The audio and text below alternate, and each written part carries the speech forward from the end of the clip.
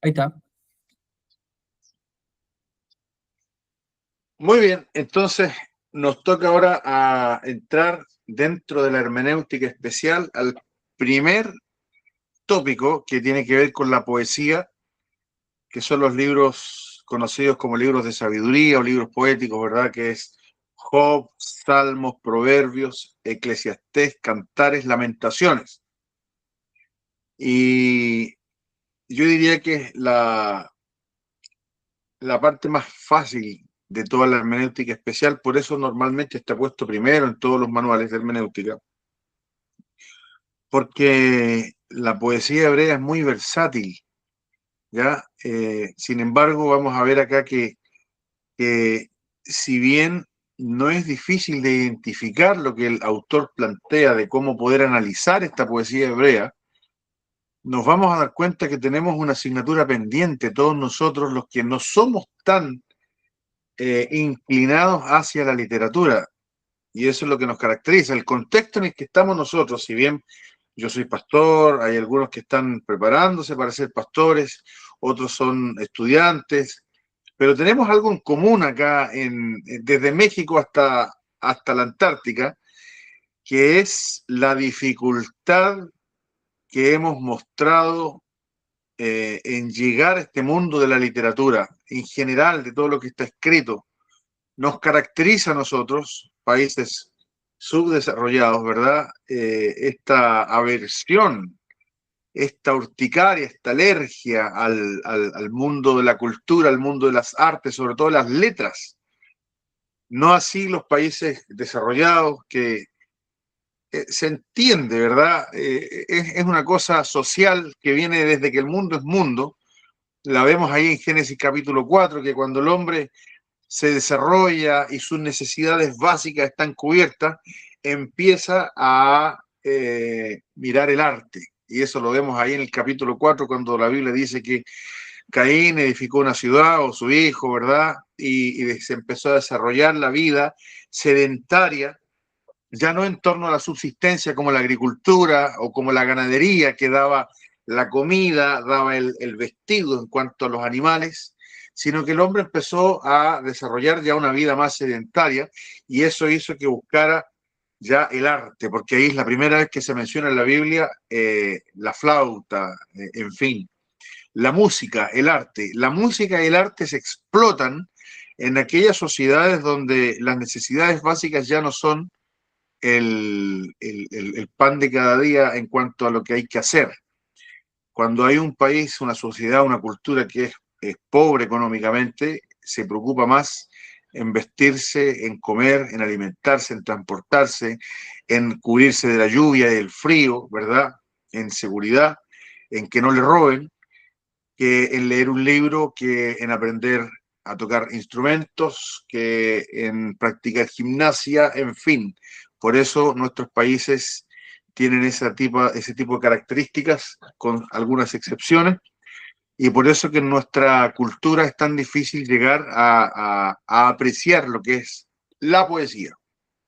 Y como cristianos tenemos una asignatura pendiente y hoy día vamos a ver esa advertencia del Señor que regó la palabra suya, la Biblia, regó la Biblia con poesía de una manera sobreabundante para que la Biblia misma sea objeto de admiración por todo tipo de culturas, aun cuando no sean creyentes. De hecho, quiero mostrarles algunas citas famosas, por ejemplo, de hombres de la historia que opinaron acerca de la literatura poética en la Biblia. Y les presento acá un filósofo alemán que dice, esto es del año 1700, dice, la poesía de los hebreos es la expresión más pura del corazón humano. Este hombre lo dice, obviamente, analizando mucha literatura. Este es un crítico literario. Por ahí, en el mismo tiempo, también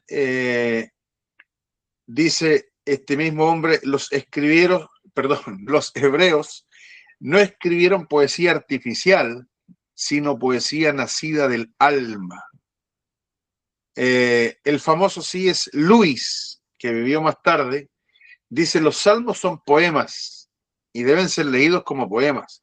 También dice él, ignorar el carácter poético de los salmos es no entenderlos. Más adelante también el señor Matthew Arnold, también crítico literario, poeta, dice que la poesía hebrea posee una gravedad moral que pocas literaturas alcanzan.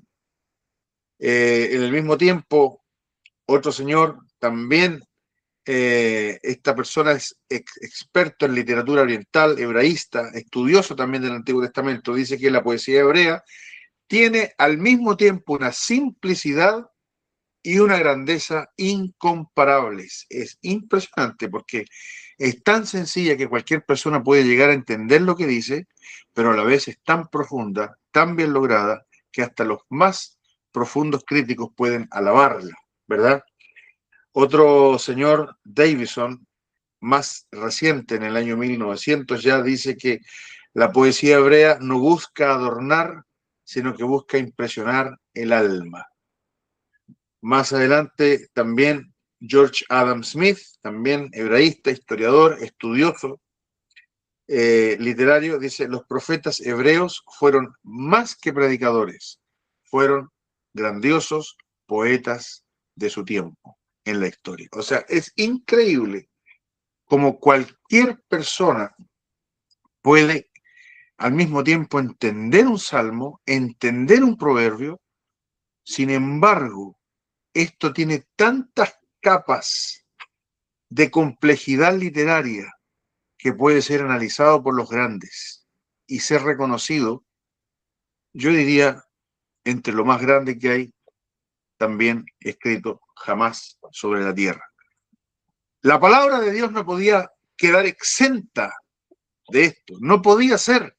No podía ser que la palabra, que el dueño de los idiomas, que el que inventó el alma, el que inventó el corazón, el que inventó el lenguaje, no escribiera gran parte de su revelación en esta manera, ¿verdad? Y ese es el asunto, que nosotros tenemos en la Biblia una riqueza literaria que no sabemos apreciar.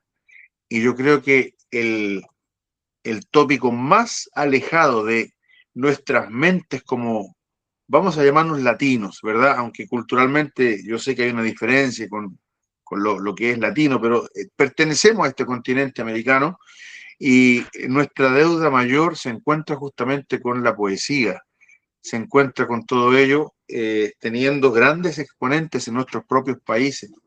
Pero chilenos y argentinos somos ignorantes muchas veces de lo que nuestra propia tierra ha producido y es reconocido. Entonces, cuando somos más encima expositores de la palabra y nos toca enseñar, nos toca analizar, nos toca profundizar en esta vasta área de la literatura bíblica como es los libros poéticos o de sabiduría, quedamos al debe nosotros. Y ahí está nuestra deuda que debe ser prontamente solucionada. Y yo quiero que esta clase sea también una motivación, no solamente para leer de una manera diferente de ahora en adelante todos estos libros, estos pasajes, sino también para empezar a empaparnos de todo esto que es este género literario tan particular. No sería mala idea empezar a estudiar cómo se desarrolla en nuestro idioma español la poesía, que es tan diferente a la poesía hebrea. Y donde están las diferencias también radica la belleza, porque ahora yendo al libro que estamos tratando, el autor dice varias cosas que yo sé que ustedes ya leyeron, pero las voy a resaltar antes de comenzar a analizar. ¿Ya? Vamos hoy día a analizar. Vamos a analizar los distintos pasajes que nosotros podemos encontrarnos en la Biblia que son poéticos. Entonces, dice el autor por ahí, en cuanto a la poesía hebrea, en cuanto al alma hebrea, y por si acaso quiero eh, complementar todo esto con una clase que una vez yo presencié en la universidad, a ver, en Chile y yo creo que en todo el mundo, en las universidades hay grupos de cristianos que se reúnen a predicar, a compartir, y en una de esas clases, en Chile se llama GBU, Grupo Bíblico Universitario, en la Diego Portales había una clase que se dio acerca de la música en los hebreos. Y ahí lo primero que decía el expositor, que para los hebreos, para el israelita de a pie, la música no era como nosotros hoy día la percibimos. Hoy día nosotros vemos que la música tiene que ver con un deleite corporal, ¿verdad? De ritmo que nos hace bailar. Y en los hebreos iba mucho más allá. La música era una expresión totalmente conectada con el sentir del alma. Por eso que en la Biblia se ven muchas oportunidades donde hay una persona que está alegre o que está triste. Lo primero que hace es lanzar un lamento, que es un cántico. Porque para los hebreos la música era eso, era una expresión. Y eso es la poesía también. Entonces, los hebreos utilizaban todo eso, ¿verdad? Que hoy día en nuestras culturas está solamente reservado para los cantantes, que no necesariamente van a tener riqueza poética, riqueza literaria, sino que muchas veces simplemente es mover el cuerpo y que nos haga el punchi punchi nomás, ¿verdad? Y lamentablemente nuestras iglesias también están llegando a eso.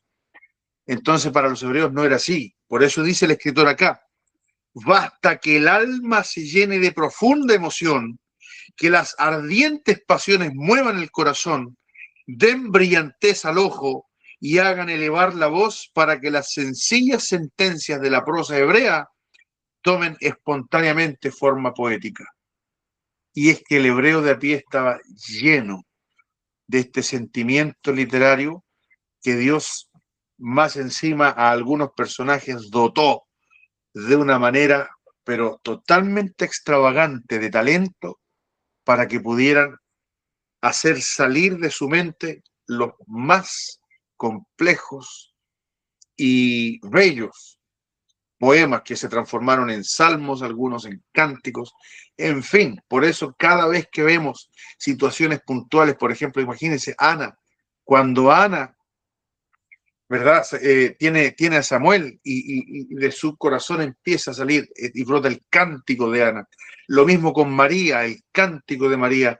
En fin, la Biblia está llena de todas estas expresiones artísticas que para nosotros son, en nuestra cultura, insisto, encasilladas a un grupo de personas a las cuales llamamos poetas, artistas, compositores, en fin, escritores.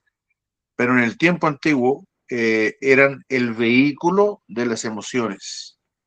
Entonces quiero que nuevamente entendamos este asunto de la bibliología, que es muy necesario tenerlo acá en cuenta, que la Biblia fue escrita usando al ser humano como medio, al ser humano como vehículo, usaba las emociones del ser humano, usaba las inteligencias, las limitaciones idiomáticas, o bien usaba también las riquezas idiomáticas que tenían distintos personajes, y por eso lo vemos en la Biblia, que no solamente hay diferencias en los estilos, sino que también hasta en el uso del lenguaje.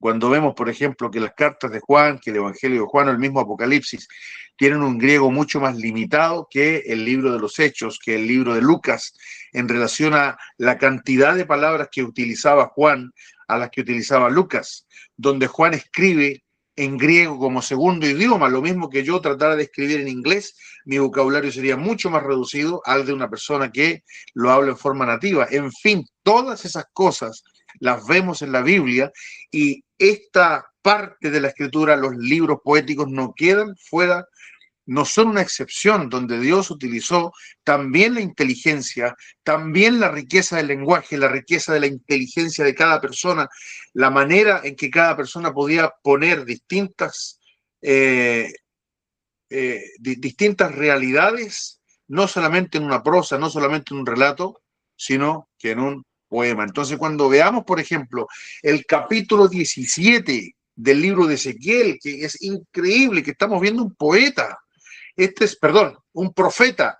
Estamos viendo un profeta que está escribiendo profecía, pero también usa el recurso literario, también usa la lírica en este caso para poner, vamos a un ejemplo, lamentablemente no tengo pantalla, pero vamos al capítulo 17 del libro de Ezequiel. Miren, por favor, yo sé que en la Reina Valera, no sé si alguien tiene una Américas por ahí, una LBLA. Voy a ver si yo tengo aquí para mostrarla. Un segundo.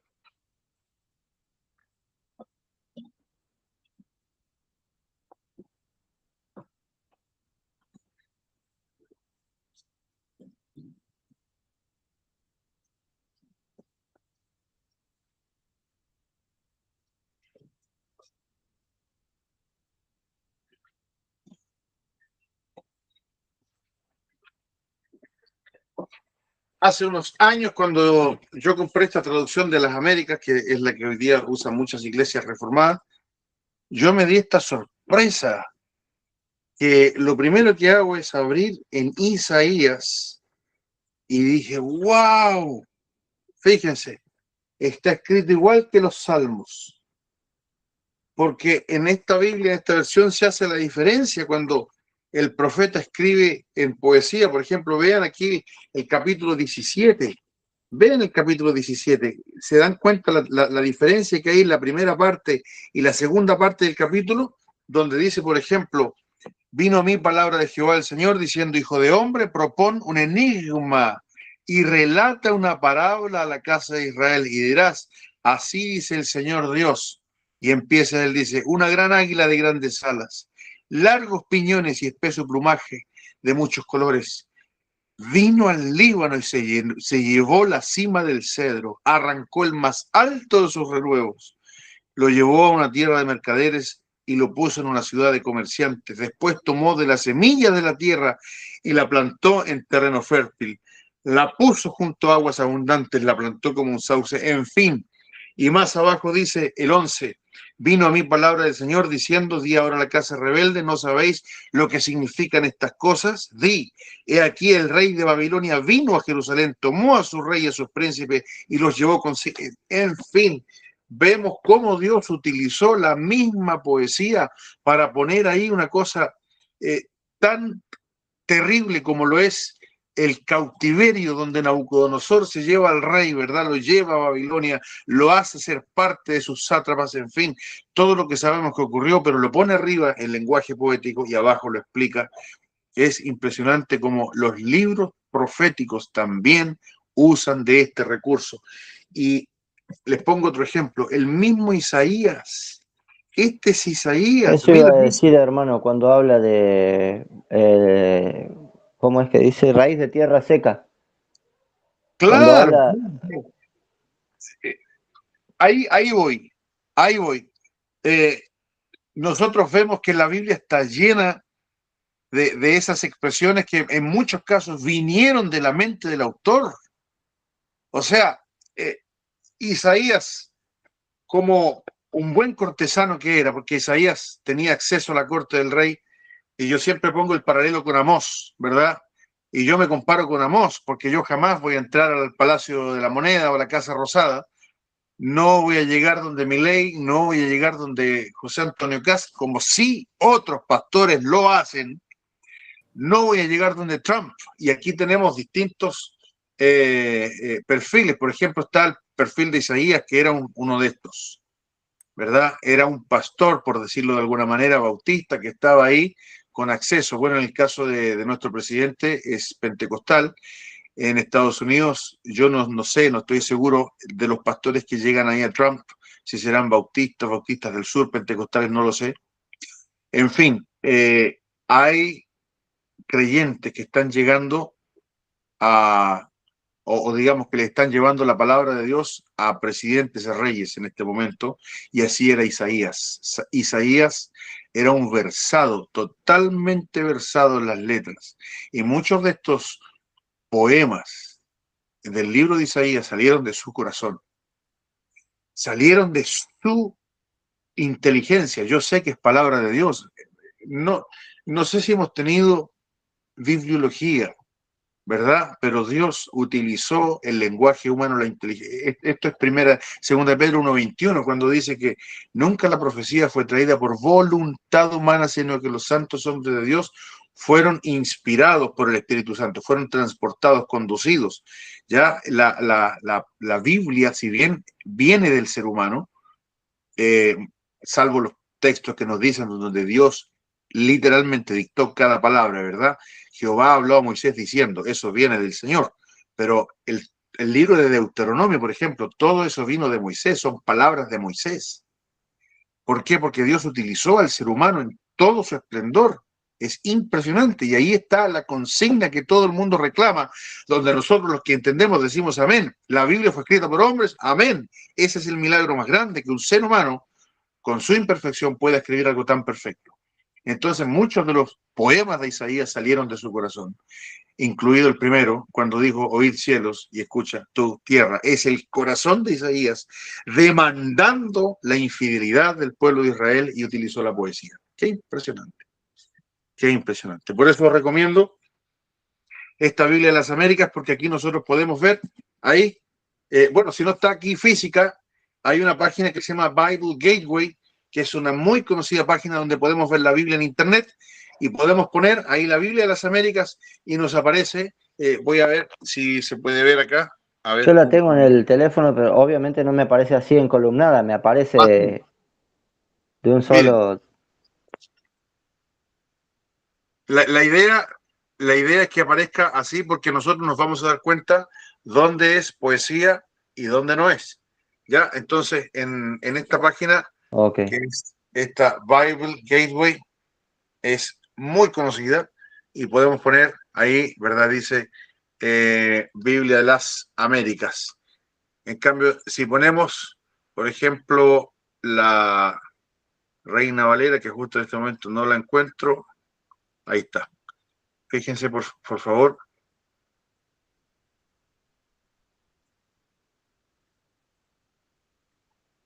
Ahí está. ¿Se dan cuenta que está todo como nosotros lo tenemos en la Biblia? Es diferente.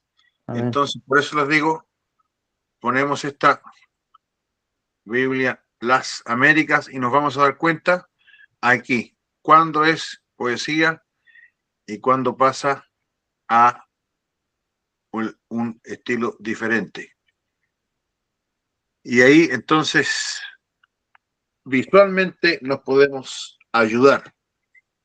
En fin, sigo leyendo a Milton Terry antes de comenzar a analizar los pasajes. Dice más adelante, la poesía hebrea es probablemente, esto es interesante, más susceptible de traducción que la de ningún otro idioma. Hermanos, la sabiduría del Señor para poner esto en hebreo fue impresionante. Por los motivos que hemos expresado más arriba, no hay rima ni escala métrica que cuidar al traducir. Fíjense, esto yo que soy un traductor de himnos, tenemos problemas los músicos. Yo rescato muchos himnos que no los cantamos en español y los traigo del inglés al español y es impresionante la riqueza que tienen en inglés y cuando yo los quiero traducir en español no calza la métrica porque obviamente nuestras palabras tienen a veces mayor cantidad de sílabas, en fin, entonces tenemos un tremendo problema. Si la poesía hubiera estado escrita en inglés o en español, no podría apreciarse en las distintas traducciones. Sin embargo, como la poesía es hebrea y la poesía hebrea no obedece a rima, no obedece a métrica, sino que a lo que ya vamos a ver, todo lo que son ideas, paralelos y todo eso, entonces pudo ser no solamente traducida, sino que apreciada en todos los idiomas del mundo. Gloria a Dios. Es el libro de los libros, no podía ser de otra manera. Más adelante dice Milton Terry, dice finalmente, pero aparte de toda forma artificial, el idioma hebreo en sus palabras, frases idiomáticas, conceptos vívidos y poder pictórico, o sea, pintar, ¿verdad? Muchos, por ejemplo, dicen de Ezequiel, que Ezequiel no describe, Ezequiel pintaba cuadros. Impresionante. Cómo describe las cosas. Posee una simplicidad y belleza notables. Para un individuo tan impresivo como el hebreo de a pie, ¿verdad? Que estaba acostumbrado a este tipo de lenguaje, a hablar así, todo asunto estaba lleno de vida y la manera de presentar los actos más comunes atraían su atención. Aún en su conversación ordinaria, diaria, ocurren frecuentemente las sentencias patéticas, las exclamaciones sublimes y las profundas sugestiones. Cuán a menudo ocurre en la simple narración la expresión que en hebreo es una palabra, he aquí. Cuán gráficamente se describen aún el proceso, y la orden de la acción en pasajes como los siguientes. Levantó Jacob sus pies y se fue a la tierra de los hijos del oriente. O cuando dice, alzó su voz o alzó sus ojos. En fin, nosotros estamos acostumbrados porque hemos leído la Biblia toda la vida, pero es impresionante cómo el lenguaje hebreo cotidiano está lleno de ese tipo de personificaciones, descripciones, animaciones, en fin, cómo describen todo. A mí me pasó cuando vine al sur. Los dichos de acá del sur, la manera de expresarse acá en el sur es impresionante. Una vez yo escuché a alguien que estaba burlándose de un adolescente y le decía que de tanto ir a la casa de su amada va a ser cuneta. Y son expresiones impresionantes, son expresiones muy particulares.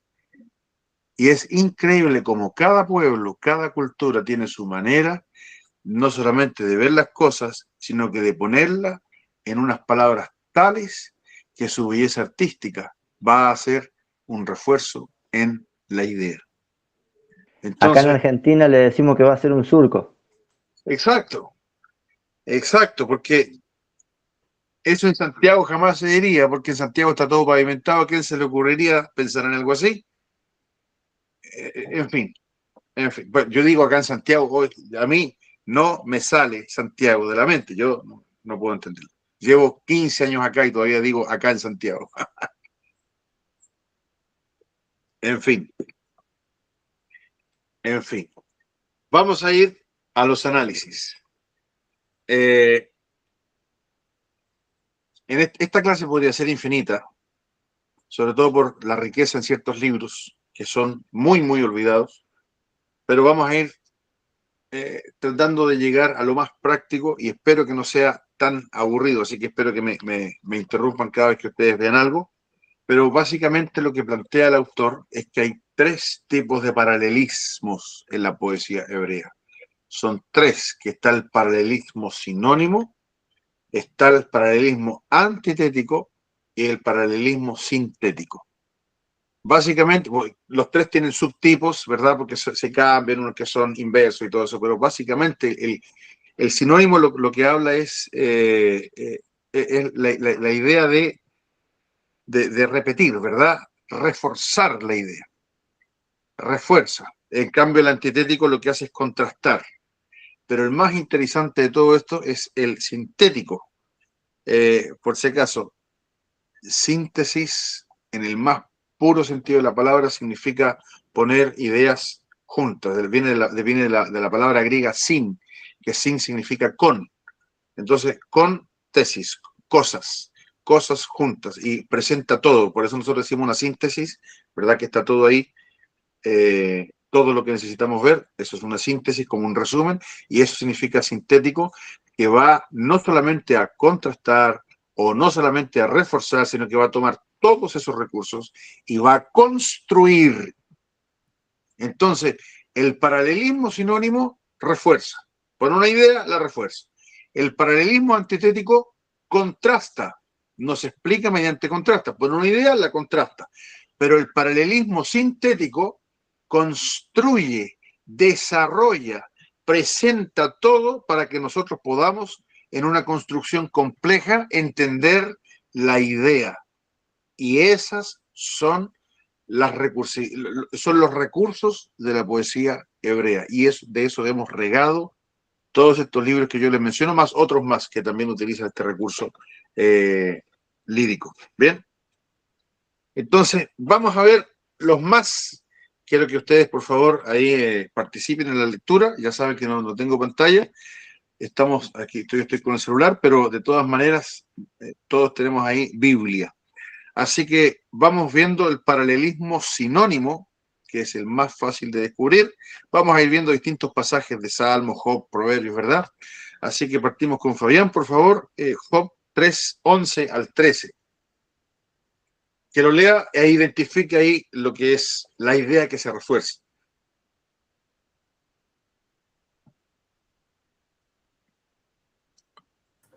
Job 3, 11 al Sí, 13. 11 al 13, por favor.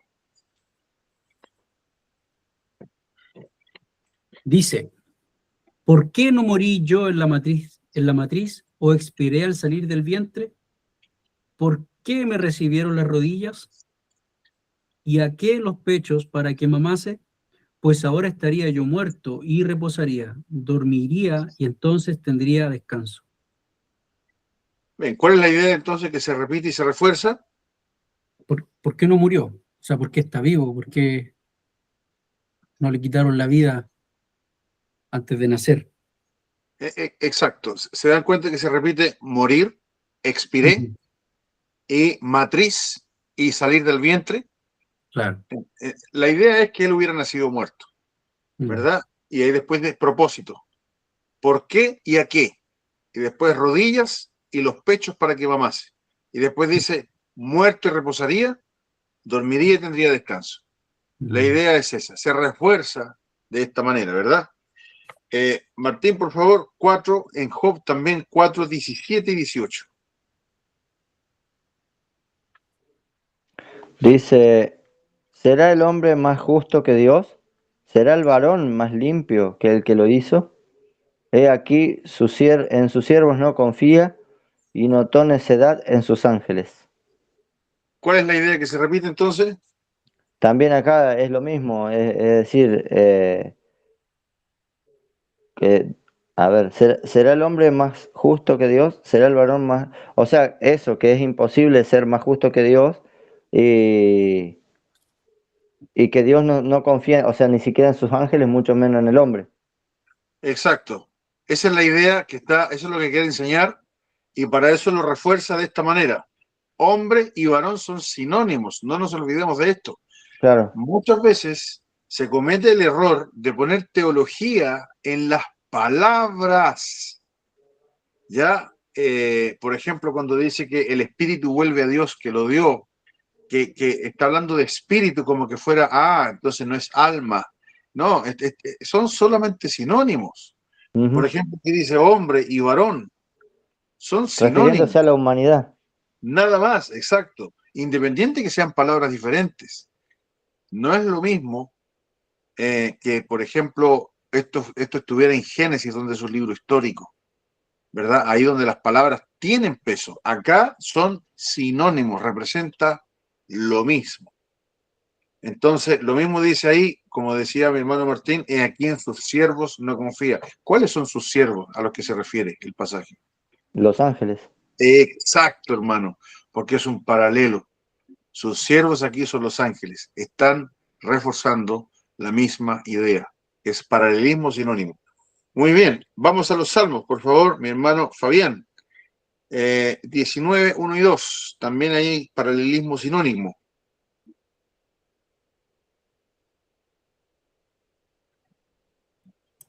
Dice, los cielos cuentan la gloria de Dios y el firmamento anuncia la obra de sus manos. Un día emite palabra a otro día y una noche a otra noche declara sabiduría. Impresionante, impresionante. ¿Cuál es la idea que se repite acá?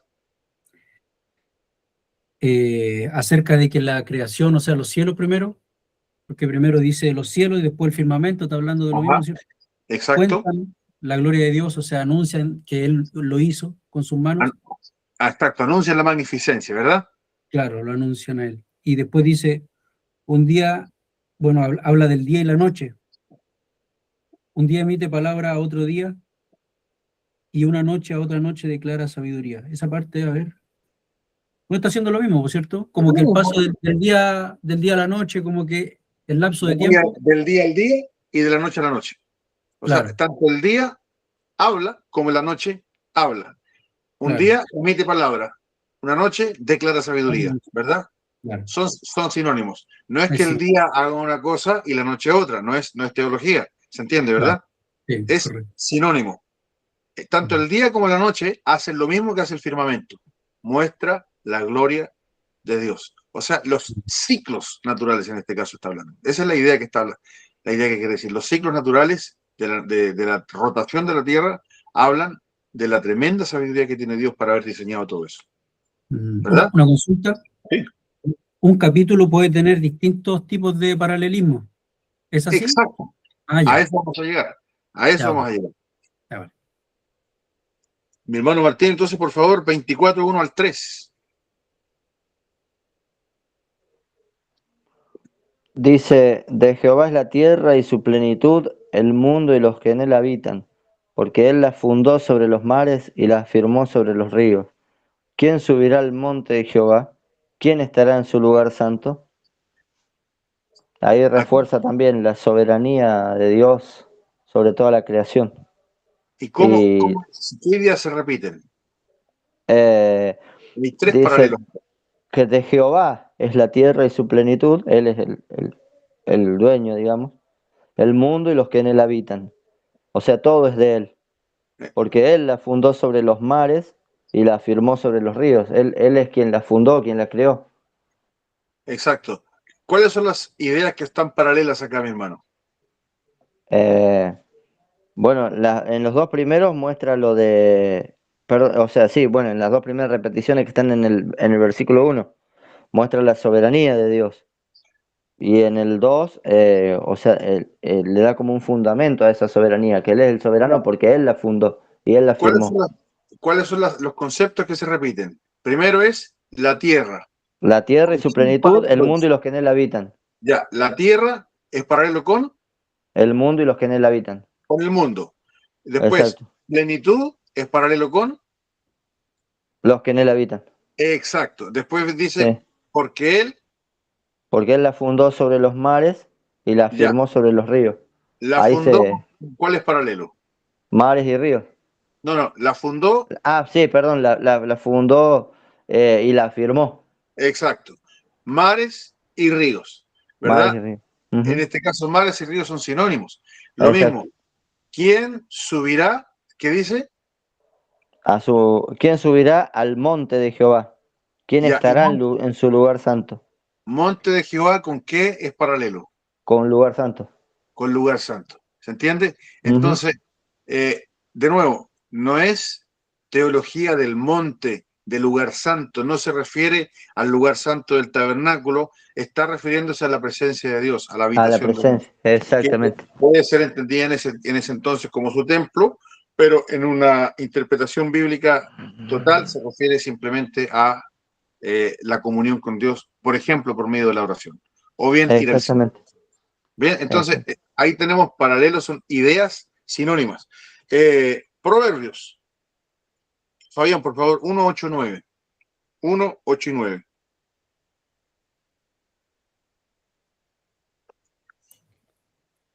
Dice, oye, hijo mío, la instrucción de tu padre, y no menosprecies la dirección de tu madre, porque adorno de gracia serán a tu cabeza y collares a tu cuello. Eh, bueno, le habla a su hijo y le dice primero instrucción, paralelo con dirección, ¿Ya? de su padre y de su madre. Esos son los paralelos. Eh, adorno de gracia con collares, puede ser, quizás lo está Exacto. diciendo. ¿Sí? Mira, Ya. increíble, es algo... Ojo, claro, está invertido, ¿verdad? Pero ojo con lo que está pasando ahí. Muchos erróneamente, y nos va a pasar eso también en el contraste cuando hablemos del paralelismo antitético, ¿verdad? Muchos erróneamente han pensado que hay cierto machismo en Proverbios. Por ejemplo, nos adelantamos al antitético cuando contrasta. Déjenme cerrar este WhatsApp acá. Ahí está. El contraste donde nos dice el hijo sabio alegra al padre, pero el hijo necio es tristeza de su madre. Una vez una persona dijo, un momento, es acá la cosa.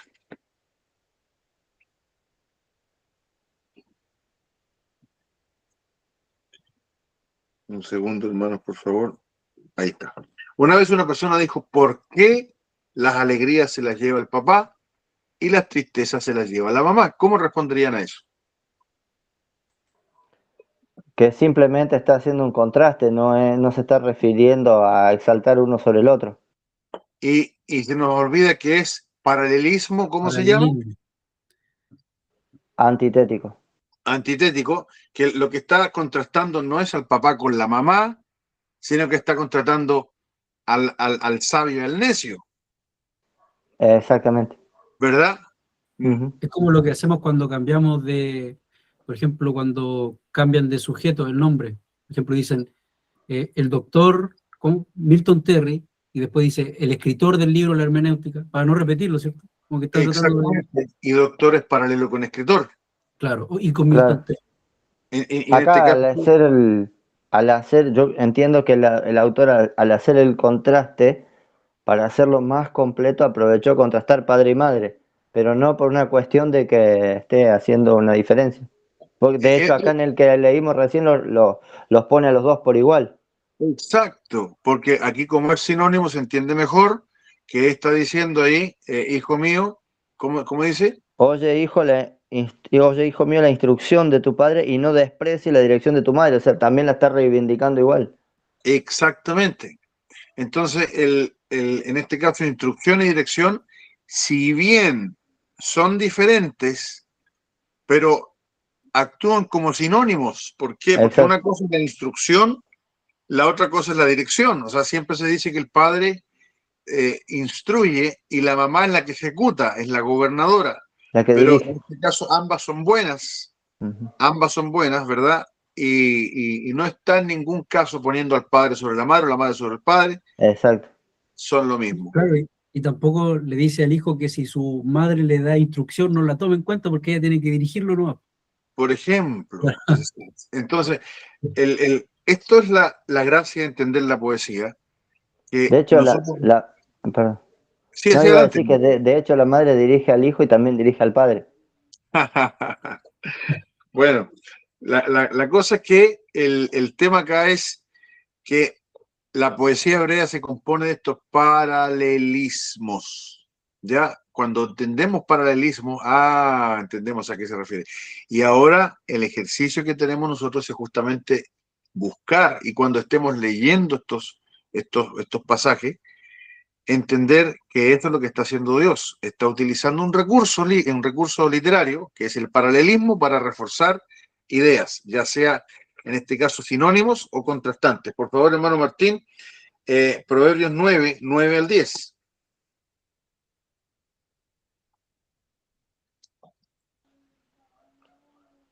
Dice, da al sabio y será más sabio, enseña al justo y aumentará su saber.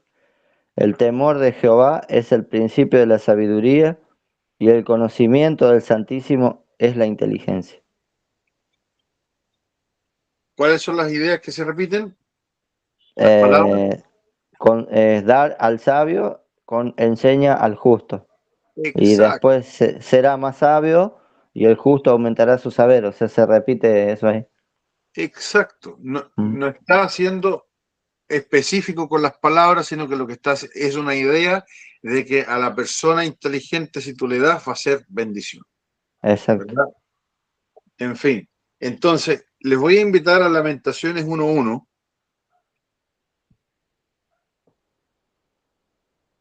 y este es un libro que es un verdadero desafío literario.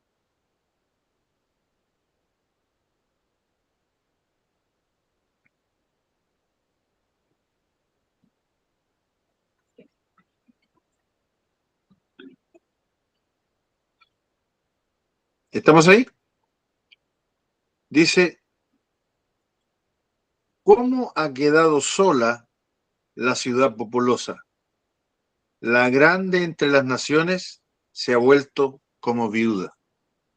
Aquí encontramos uno de los pocos, yo diría el único paralelismo eh, sinónimo, está invertido si ustedes se fijan, la idea A, la idea B, la idea B, la idea A. La idea A es sola, la idea B es ciudad populosa.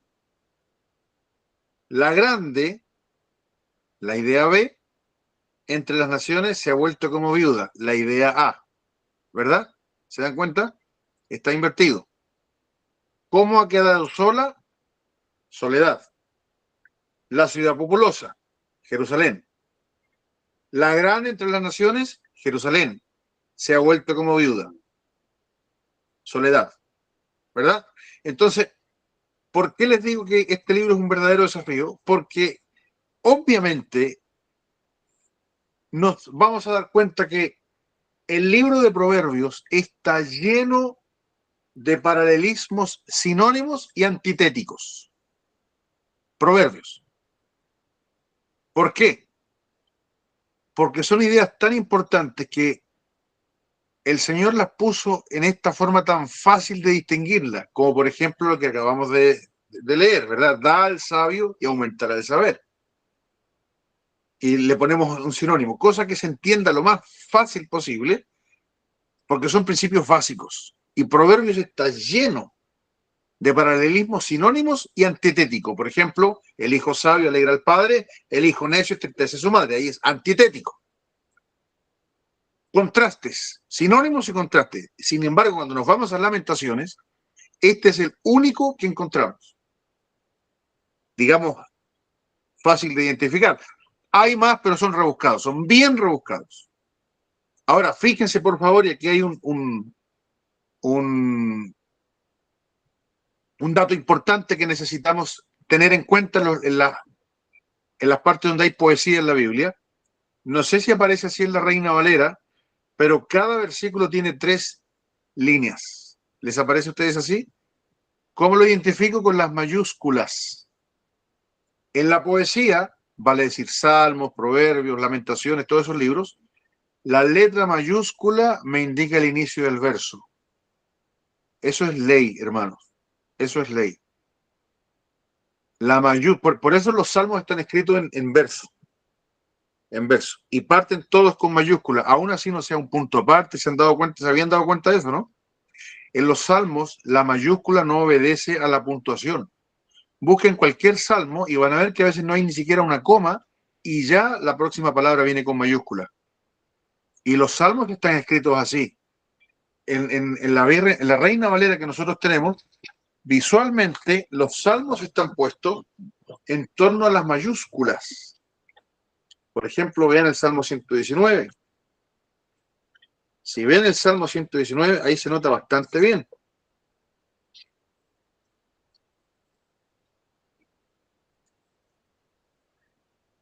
Donde dice aquí, bienaventurados los perfectos de camino, los con mayúsculas que andan en la ley de Jehová. Bienaventurados los que guardan sus testimonios, todo eso en una línea y con todo el corazón le buscan. Lo que yo estoy viendo acá, cada mayúscula es una línea. Entonces, así están, por ejemplo, vean el 4. Tú encargaste, fíjense, abajo, que sean muy guardados tus mandamientos. ¿Se dan cuenta? Tú encargaste, y abajo, con mayúscula, que sean muy guardados tus mandamientos. ¿Por qué? Porque cada versículo tiene 2 líneas. Y es más, esta es una forma muy particular de hacer poesía que la mencionaba también en el libro, que tiene que ver con el acróstico. ¿Por qué? Porque cada una de las líneas, cada una de las mayúsculas en este salmo empieza con la misma letra. ¿Ya? Y en este caso son 8 versículos por cada letra. O sea, 16 líneas en total. Y esas 16 líneas, en los primeros 8, todas empiezan con la letra Aleph. En las siguientes 16, del 9 en adelante, empiezan con la letra Bet. Y así. Entonces es importante, hermanos, cuando estemos viendo literatura poética en la Biblia, que las mayúsculas son las primeras líneas, son como los versos en nuestros poemas. ¿Bien? Pastor, Sí. justo te iba a hacer esa pregunta porque me venía a la mente. ¿No es este salmo el que está ordenado de forma tal que se reflejan todas las letras del alfabeto hebreo? Justamente. Y hay otro más que no lo recuerdo en este momento porque siempre en español se nos olvida, pero son al menos 2 salmos que están ordenados en forma acróstica. Está. Recordaba que había uno, pero y me parecía que era este, pero no estaba seguro. El magno es este porque son varios versículos, ¿verdad? Y es justamente el salmo más grande. Entonces, cuando llegamos a Lamentaciones y encontramos que el primer versículo solamente tenemos un paralelismo sinónimo, que en este caso está invertido, y vemos que más abajo es más compleja la manera de establecer paralelos, porque Lamentaciones casi el 100%, salvo por estos puntuales ejemplos, es paralelismo sintético. Entonces, reforcemos la idea que estaba explicando. El libro de Proverbios, como es un libro tan básico, tan fundamental, el Señor lo que hizo fue poner el paralelismo más fácil de reconocer, sinónimo y antitético, iguales y contrastes, y así está el libro de Proverbios, porque tenemos que nosotros reconocerlo así. No hay que ser muy inteligente para reconocer contrastes en el libro de Proverbios. No hay que ser muy inteligente para reconocer sinónimos en el libro de Proverbios. Por eso Dios lo puso así. Sin embargo, en estos otros libros, sobre todo, por ejemplo, Cantares, Eclesiastés, Lamentaciones, son mucho más complejos los paralelismos y la manera de hacer poesía. Y el Señor los puso así para justamente tener esa belleza literaria en estos otros libros. El libro de Job, el libro totalmente sapiencial, que parece una discusión filosófica, también son paralelismos complejos de este tipo sintético.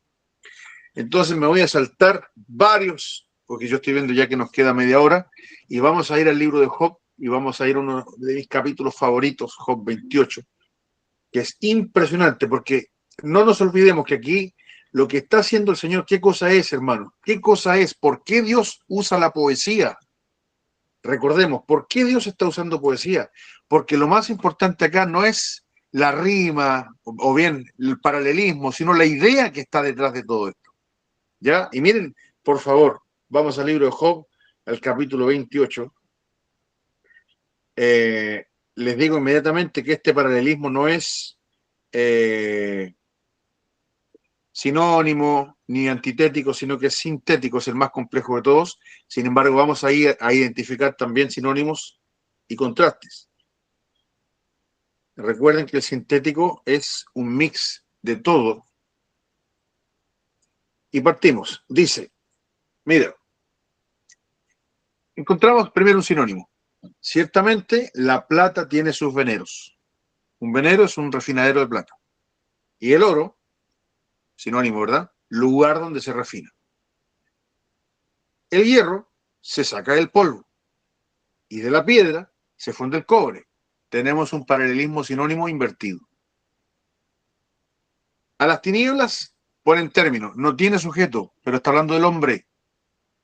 Porque el hombre es el sujeto de esto.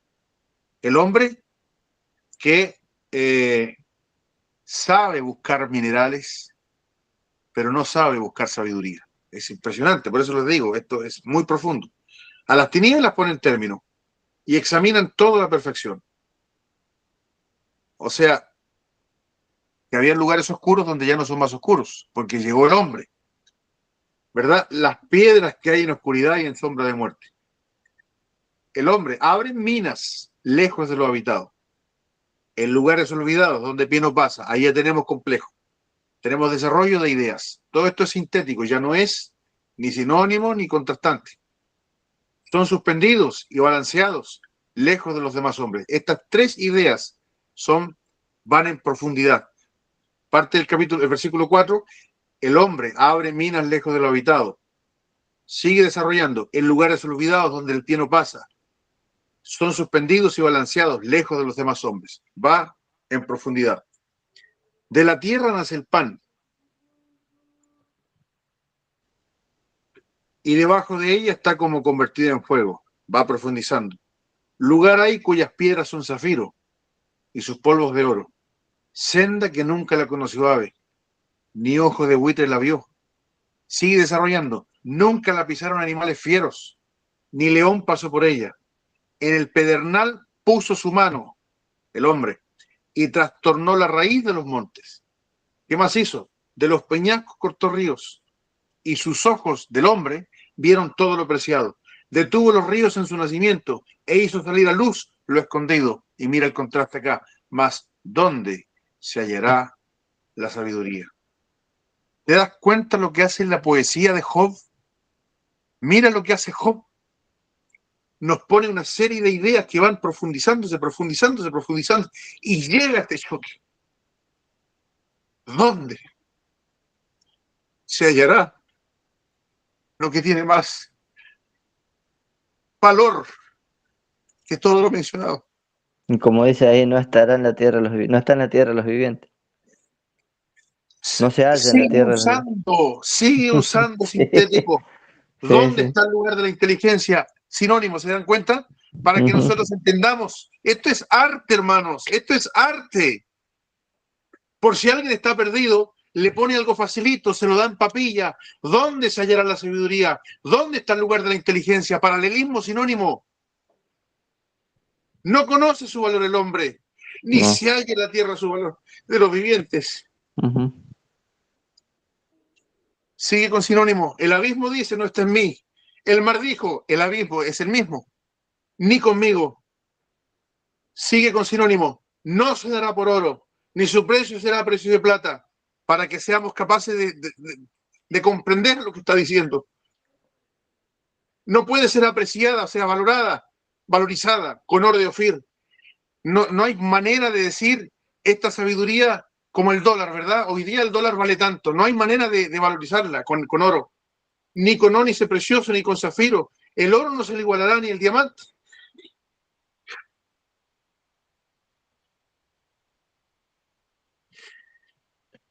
No es solo el contenido, hermanos.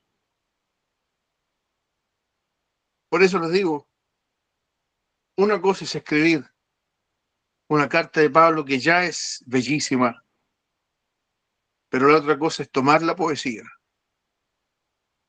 y ponerlo en manera que solo los inteligentes como Job podrían haberlo hecho y presentar el contenido de esta forma.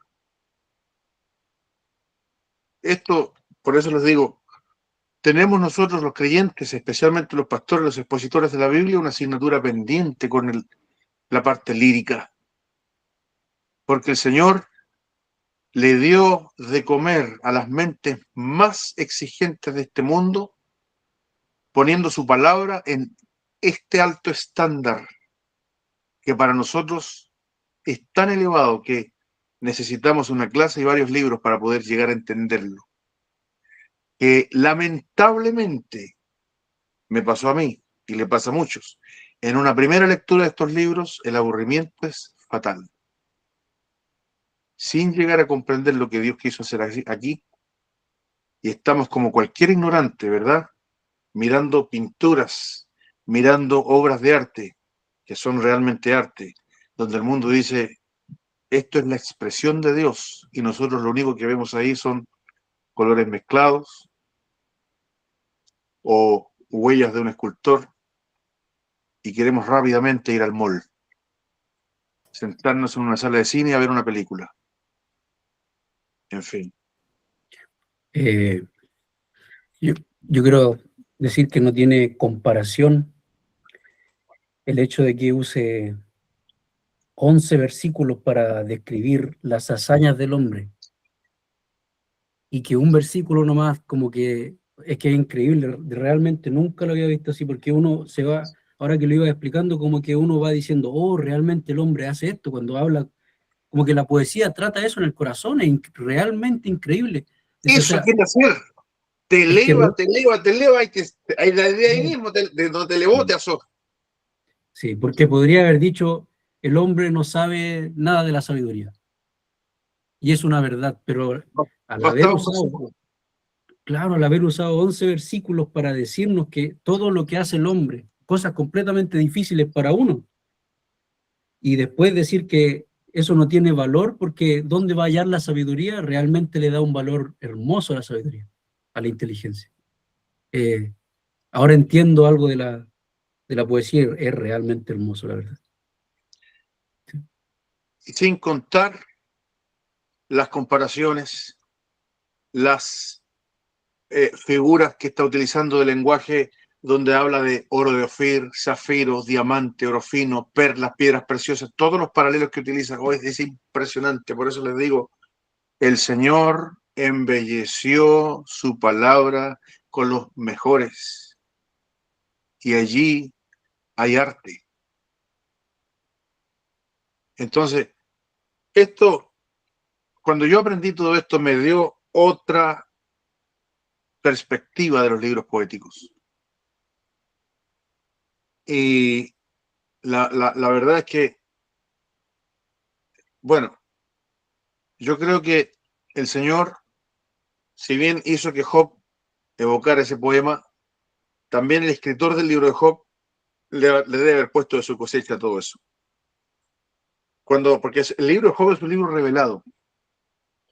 O lo escribió Eliú al momento que escuchaba cada cosa, puede ser, o bien lo escribió él más tarde y Dios le hizo acordarse de sus conversaciones, de todo lo que escuchó, pero sin duda, el que escribió Job también supo adornarlo de tal manera que sea un libro para apreciarlo con su belleza única. Está lleno de todo eso. Yo les desafío, léanlo, especialmente el capítulo 40, cuando habla Dios. Es impresionante todo lo que le dice para decirle una sola cosa: tú no eres nada, tú no eres nada. Wow.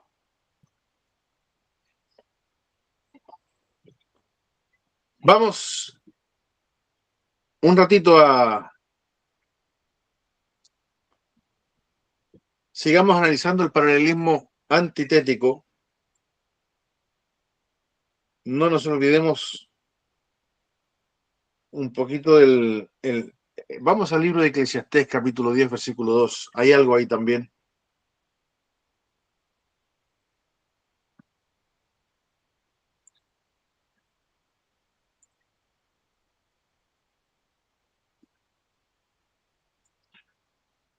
Eclesiastés, ¿cuánto, pastor? 10, 2.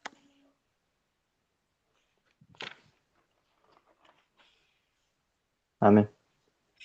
Donde dice ahí: el corazón del sabio está a su mano derecha, más el corazón del necio a su mano izquierda. Es sencillo, porque de nuevo les refuerzo esto.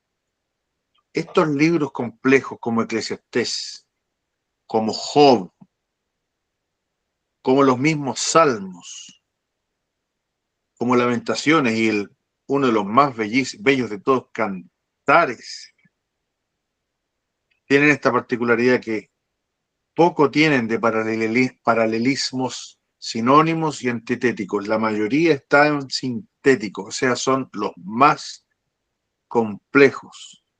Y vamos a ir a otra deuda pendiente que tenemos, sobre todo los pastores. Mira, yo jamás he escuchado en mi vida, en vivo obviamente, porque en internet está lleno quizá, pero yo nunca he escuchado a un pastor, yo incluido, que predique el libro de Cantares o un pasaje del libro de Cantares en su contexto.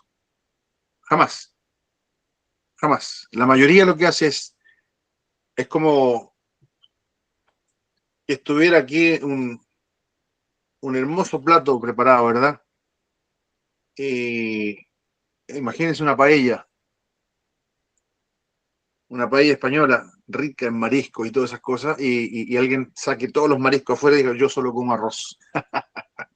Solo el arroz, ¿verdad? Y deje todo lo demás que es delicioso y se coma solo el arroz. Es lo mismo que se hace con el libro de Cantares. Se despoja de toda su belleza y más encima se malinterpreta, indicando que aquí habla de Cristo y la iglesia, cuando lo que habla el libro de Cantares es el matrimonio terrenal. Vamos un ratito allí. Vamos a ver, analicemos un par de pasajes, por ejemplo, el capítulo 2, Cantares capítulo 2.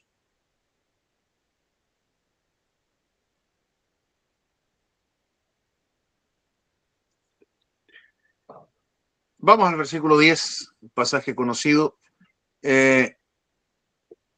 Cuando habla de que Cantares no es el nombre del libro, ¿quién sabe cuál es el nombre completo del libro?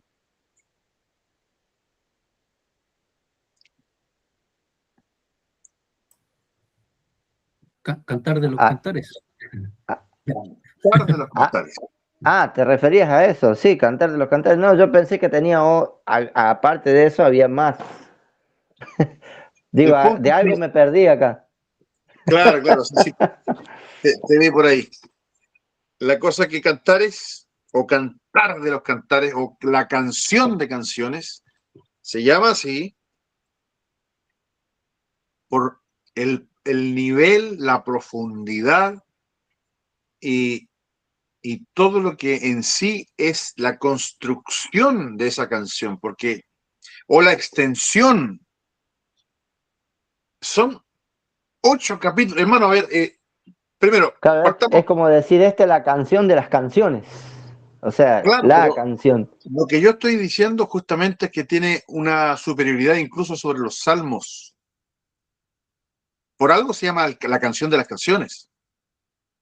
O bien lo está diciendo porque es la canción de las canciones románticas, o sea, por decirlo, de todas las canciones románticas que existe, este es el mejor de todos, o bien está diciéndolo sobre todas las canciones que se han escrito, incluidos los salmos. Me inclino por la segunda, no solamente, no por la teología, por si acaso, obviamente los salmos son mucho mayores porque hablan de Dios y aquí está hablando del matrimonio, pero hay una cosa que no podemos dejar pasar, que el libro de los cantares, el cantar de los cantares son 8 capítulos, ya son 8 capítulos. En ese sentido, si lo comparamos con el Salmo 119 es un poema, ¿verdad?, lineal, pero el cantar de los cantares es como hablar de una obra de teatro, es como hablar de una ópera, es como hablar de un guión de una película, donde, eh, si lo entendemos bien, no es histórico, por favor, aunque cosas hayan pasado así, tal cual como las describe, pero más que una historia nos está contando, es una obra donde alguien escribe algo para ser cantado. Ese es el asunto. Es como una obra teatral. Es como cuando a Mozart le pedían escríbenos una ópera y escribía una ópera completa que duraba 2 horas. Eso es lo que tenemos allí. Ya, para que lo tengamos en consideración. Cantares no es una historia de amor, Cantares no es una narración, Cantares es una obra escrita con el propósito de deleitar. Probablemente se presentó, probablemente se cantó, porque es como que alguien hizo una película, un documental y ahí está incluido en la Biblia. Se hizo con el fin específico. No es como, insisto, como el libro de Josué que nos está narrando lo que ocurrió. Esto se hizo, lo hizo Salomón, mientras todos escribían sus obras de arte. Salomón escribió la suya Sí, y es la canción de la canción. ¿Perdón? claro, pensé en eso, dije, ¿quién más indicado que Salomón para escribir algo para deleitarse así, si él se dedicó al deleite? Exactamente. El que escribió de todo también escribió una obra musical. Esto es un musical. Eso es cantar de los cantares. Entonces, por eso está aquí, es como un Romeo y Julieta, por eso está aquí la mujer, está el hombre, habla ella, habla él. Eso tenemos que entender. Y miren, por ejemplo, donde dice ahí el versículo 10, dice, mi amado me habló y me dijo, levántate, oh amiga mía, hermosa mía, y ven, porque aquí ha pasado el invierno, se ha mudado, la lluvia se fue, se han mostrado las flores en la tierra, el tiempo de la canción ha venido, y en nuestro país se ha oído la voz de la tórtola, la higuera ha echado sus higos, y las vides en cierne dieron olor. Levántate, oh amiga mía, hermosa mía, y ven.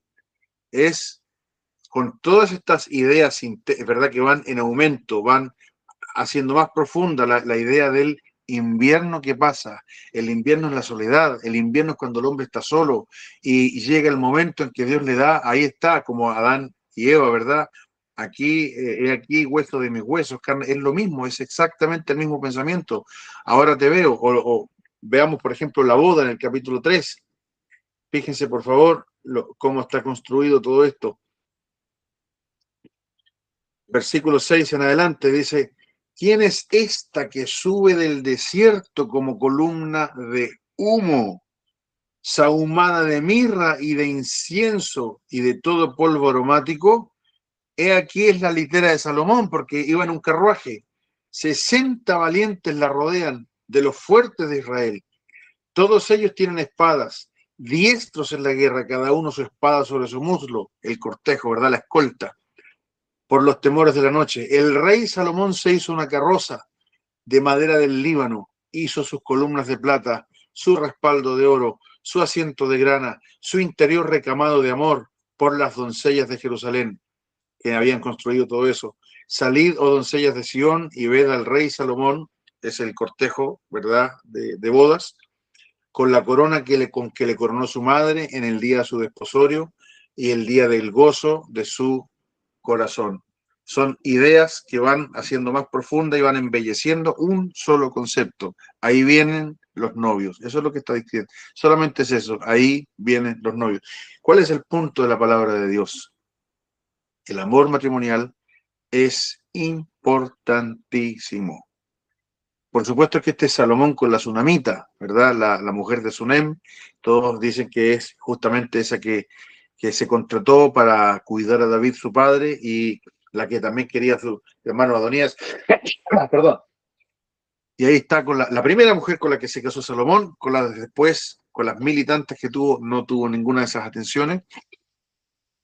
En fin, el amor conyugal ahí está en una obra musical que para Dios embellece. Por eso, hermanos míos, miren, cuando nosotros como creyentes sabemos reconocer la belleza literaria no solamente en nuestras filas, sino que también en el mundo, con obras musicales, con obras poéticas, ¿qué es lo que descubrimos? Que Dios es el creador. Dios derrochó talento. Un pintor decía que él estaba convencido que esto es talento divino, que no cualquier persona puede pintar, y yo creo que todos coincidimos con eso, así como no todos pueden ser Messi, ¿verdad? No cualquier persona puede pintar, pero en algunos Dios hizo una siembra en todo el mundo, en algunos le cayó esa gracia de Dios y tienen que encontrarlo, decía él. Prueben, y si son elegidos por Dios, que a los cuales Dios dotó de talento de pintura, eso que Dios puso ahí va a salir. Y así hablaba el hombre, ese hombre ni siquiera es creyente. Es impresionante cómo lo ponía. Violeta Parra, una mujer cuya historia para mí es admirable, murió de amargura, se mató ella misma, obviamente está en el infierno. Tenía una inteligencia única, única. Cuando tú ves sus canciones, sus creaciones, es impresionante en cómo ponía. Por ejemplo, les comento una canción que a mí desde que yo la entendí, yo la conocí cuando estaba en sexto básico, que me la hicieron aprender de memoria, junto con otras canciones del folclore chileno, Casamiento de Negros, por ejemplo, y un día, ya más grande, yo empecé a pensar, se ha formado un casamiento todo cubierto de negros, negros novios y padrinos, negros cuñados y suegros, y el cura que los casó era de los mismos negros. Y finalmente la mujer llega al cielo y San Pedro que los recibe era un negro también.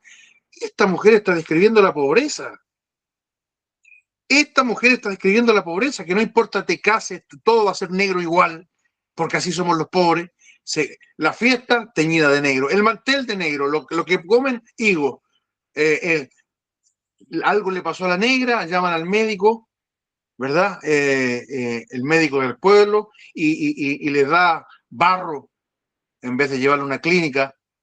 Y la mujer muere igual, y los pobres, aunque se casen, se regocijen, su desgracia está a la vuelta de la esquina porque son pobres, y eso es lo que está diciendo la canción.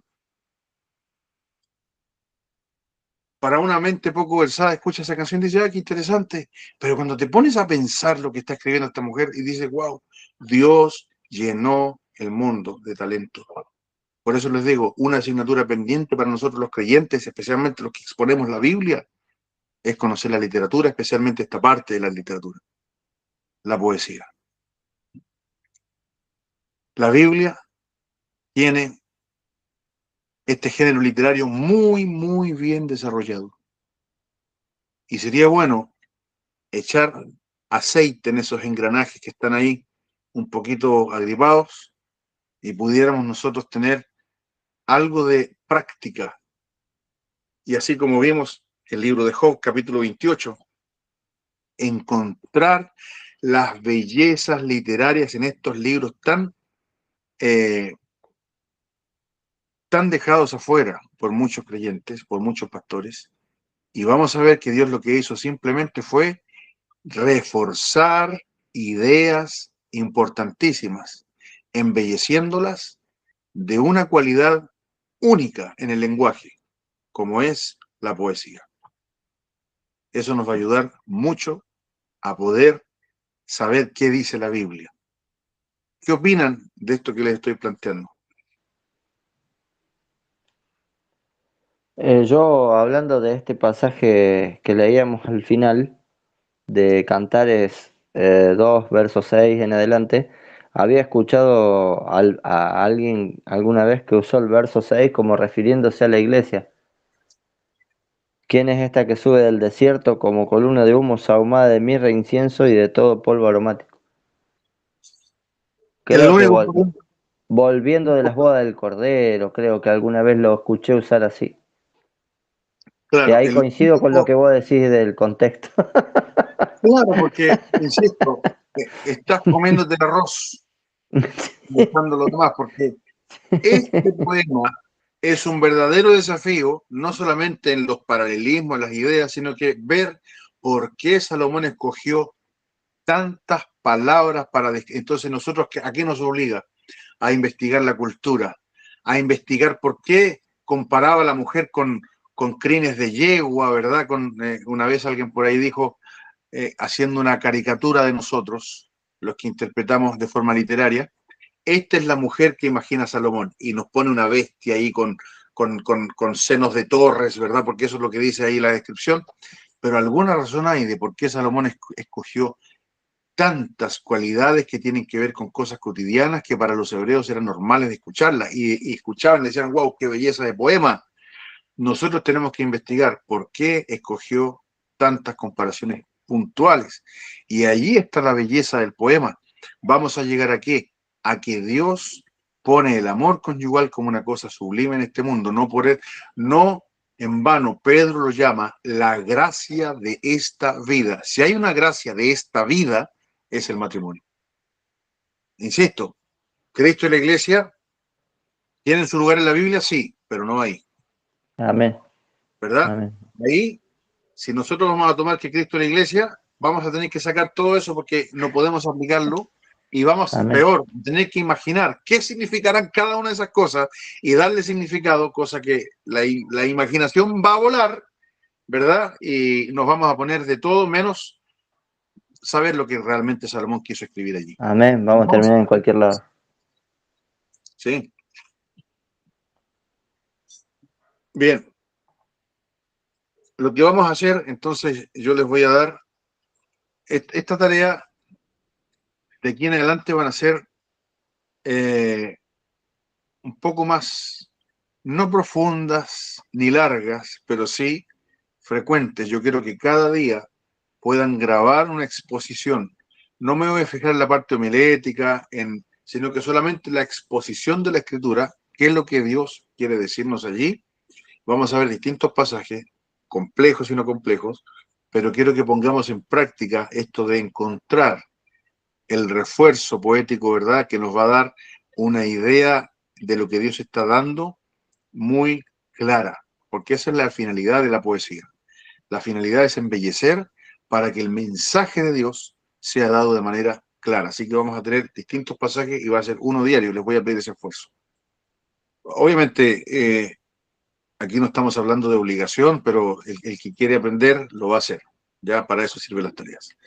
Entonces, ahí les voy a dar. El último sí, quiero que sea a elección de ustedes. Ahí elijan ustedes el último que va a ser. Van a ser solamente 6 que yo les voy a pedir. El séptimo lo eligen ustedes. Si quieren lo empiezan a desarrollar desde ya. Elijan un pasaje y expliquen los paralelismos, expliquen por qué está el refuerzo y la idea que quiere reforzar, como por ejemplo ese Job 28, donde el análisis que hizo Fabián es verdad que embellece tanto la ansia humana por encontrar lo que para nosotros es valorado en este mundo, pero al mismo tiempo no sabe el hombre. Entonces, ese tipo de análisis, que es lo que nosotros haríamos en una exposición cuando nosotros estamos explicando eso o bien sacando la palabra de Dios para nosotros.